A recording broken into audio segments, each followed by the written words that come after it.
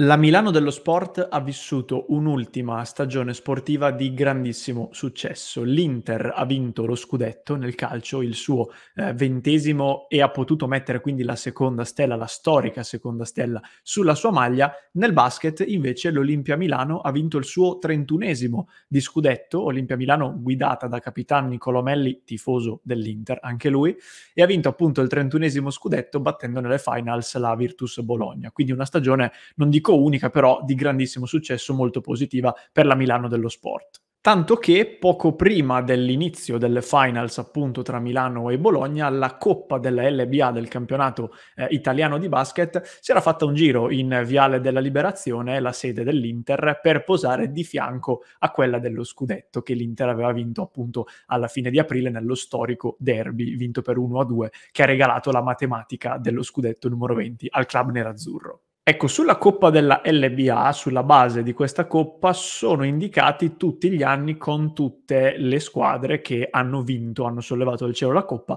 e hanno vinto il campionato. Andando a vedere molto bene nel dettaglio, però, si nota una cosa particolare. Nel 1923, quindi poco più di 100 anni fa, i due mondi, calcio e basket, si sono uniti e l'FC Internazionale Milano, fondata da circa 15 anni, vinse il campionato con la sua squadra di basket. Ebbene sì, amiche e amici passioniteristi, ben ritrovati. Oggi vi voglio raccontare questa storia che per chi è appassionato di basket come il sottoscritto è molto affascinante, sinceramente, in un contenuto un po' particolare rispetto a quelli che trovate di solito sul nostro canale, ma a maggior ragione quindi vi chiedo di farci sapere poi nei commenti anche dopo, alla fine, se questi contenuti vi piacciono e lasciare un mi piace nel caso, così ogni tanto se vi piacciono ve li possiamo portare, vi raccontiamo delle storie un po' particolari, un pochino distaccate dalla quotidianità con cui ovviamente tutti i giorni affrontiamo i temi di casa Inter. Quindi mi raccomando, clic sul tasto mi piace, ma non dimenticatevi anche di iscrivervi al canale. E allora facciamo quindi un salto indietro nel tempo di 101 anni, nel 1923.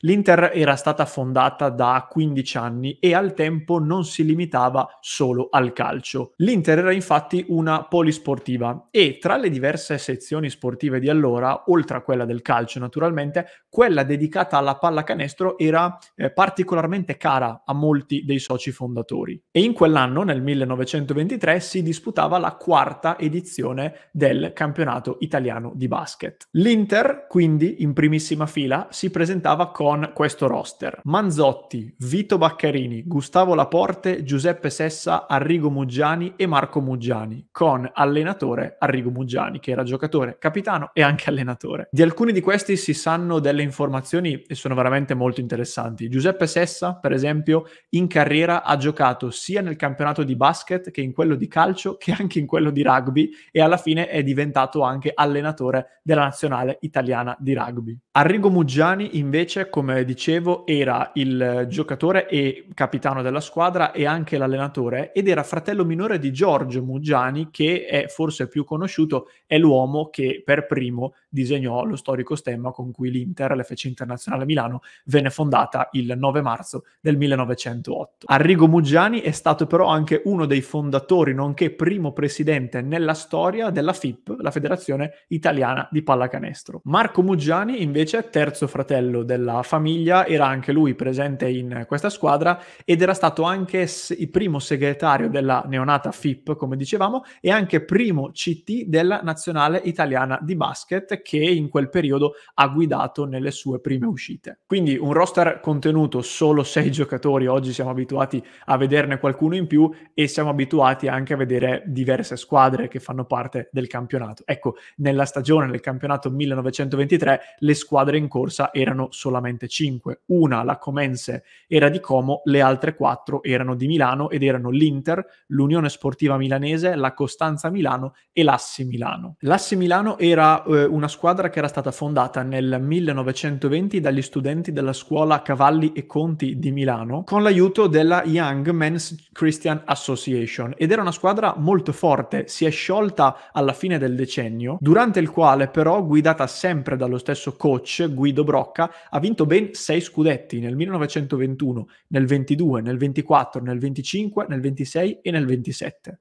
Nel 1923 ha perso in finale contro l'Inter. Purtroppo non ci sono arrivate le informazioni su tutti i risultati di tutte le partite di quella stagione. Quelle che conosciamo sono un 22-12 che l'Inter ha ottenuto contro la Comense e un 42-39 contro l'Unione Sportiva Milanese. Anche qui punteggi molto, molto, molto più bassi rispetto a quelli a cui siamo abituati oggi.